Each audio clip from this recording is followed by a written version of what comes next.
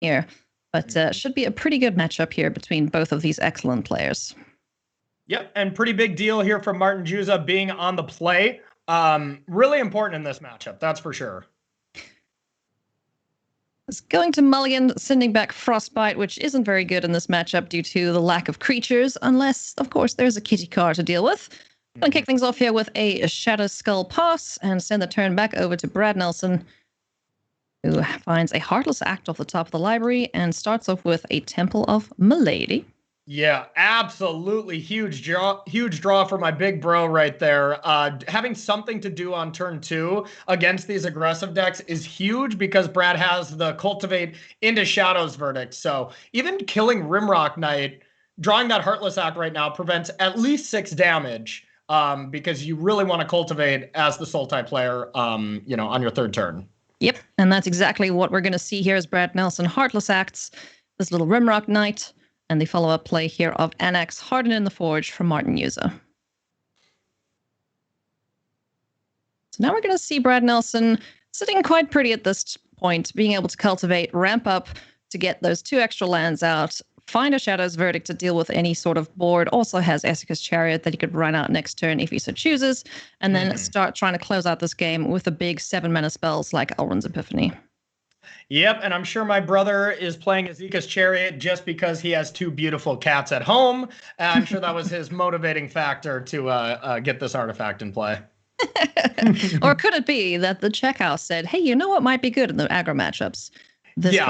Okay, maybe the fact that it's good in the game of Magic might mean a little bit more. I think you might be right on that. So no 4th land here for Martin Jůza. Does find another copy of Rimrock Knight. Still has the Frostbite, which won't be doing all too much here. And looks like we're going to Boulder Rush up our friend Annex and get swinging for 5 points of damage. Yep, not bad here for Brad, being able to just play land and Verdict or, Zagoth Triumph and Esika's Chariot. I think Shadow's Verdict seems kind of like a slam dunk to me to deal with Annex. Yeah, the one thing that these Sultai decks really have going for them is the exile effects that they're playing against the aggressive strategies where, usually you get something back when something dies, but not in that case. If it's exiled, no death triggers, so no little satyrs on the board for you. Yep, exactly. And now we just have a nice little sequence from Brad here of being able to play the Cadillac and then next turn Elrond's Epiphany. Elrond's Epiphany with the Cadillac is really cool in a couple of ways just because you're generating tokens without having to pay mana. But we've just drawn a second Frostbite off the top, so I don't think those kitty cats are long for this world, Corey. Yeah, Brad's from North Dakota. He knows a fair share amount about Frostbite, so I think he'll be able to maneuver his way out of this one. But no, that was a somewhat decent draw there to stop the Esika's Chariot from creating another token next turn if Jůza does end up killing both of these cats. Now, would there be any consideration for Brad, seeing the Frostbites, if Jůza decides to play them, to crew the Chariot anyway to trade with the Bone Crusher Giants, or is he happy to just let these tokens die? Yeah, and that's the thing right here is you can play one, and then Brad's going to have to choose between crewing now or just not crewing at all to not put it in danger. The interesting thing will be if Brad actually blocks Fervent Champion if it attacks, because that's kind of the train wreck situation. And this just has to be obvious. This just has to be obvious. I'd be pretty shocked if Brad does block here, because what else could this mean? Yeah. So it's a pretty telling attack here. Just going in with the first striker would be able to deal the Frostbite damage and then cleanly answer the Esika's Chariot. Does Brad fall for it? They got to have something, right? It's mono red. This deck is tricksy.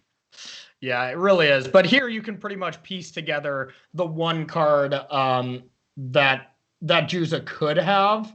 I'm looking at his list right now. Nothing else would make sense with that attack.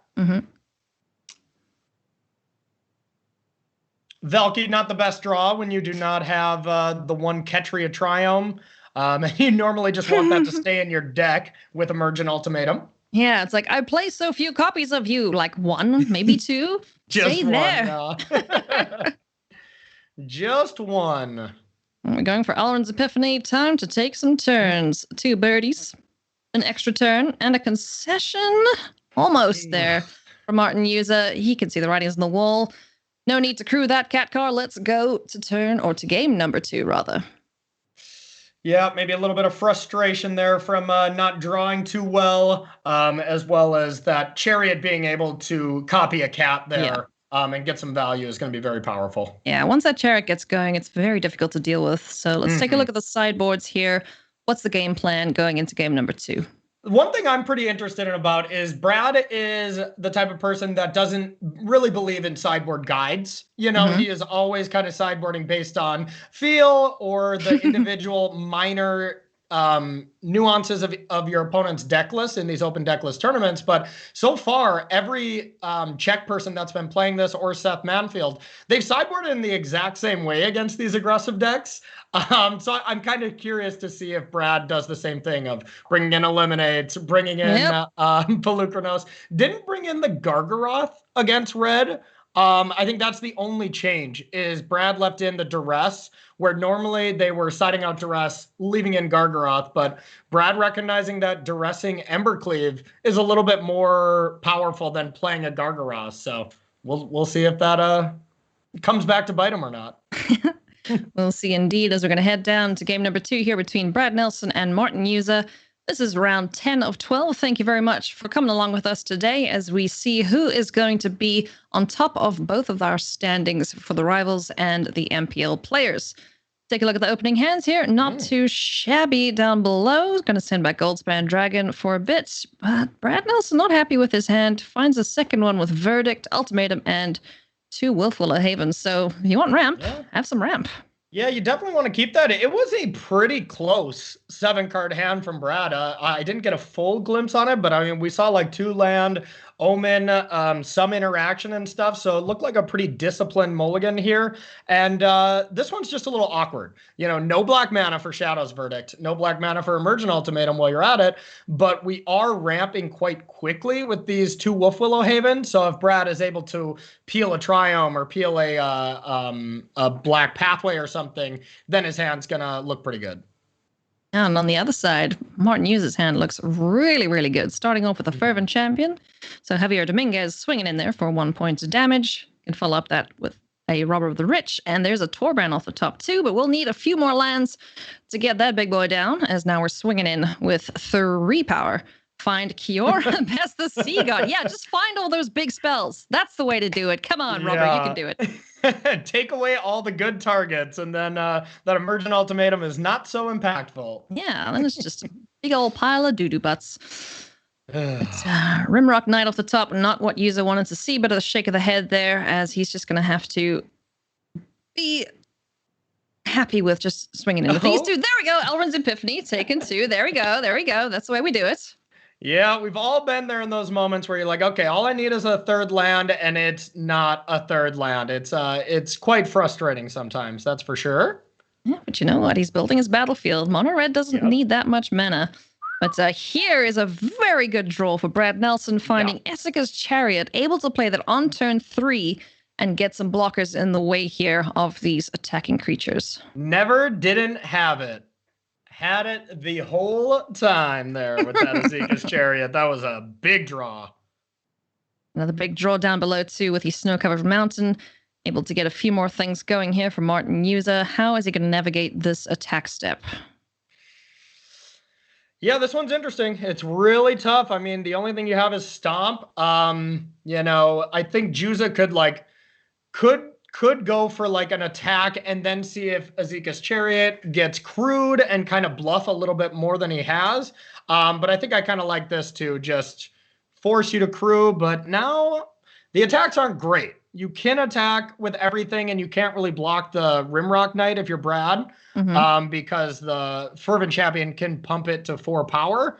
But you're still just losing a creature in that exchange. You're losing your Robber the Rich. And is 5 damage worth sacrificing a creature? We'll see. Probably not. Could also go with the bluff. You know, Frostbite is a card, but decides to just hang back. Not going to risk the creatures here. And another Essica's Chariot. Hello. All right. Well, now, still no black mana, though.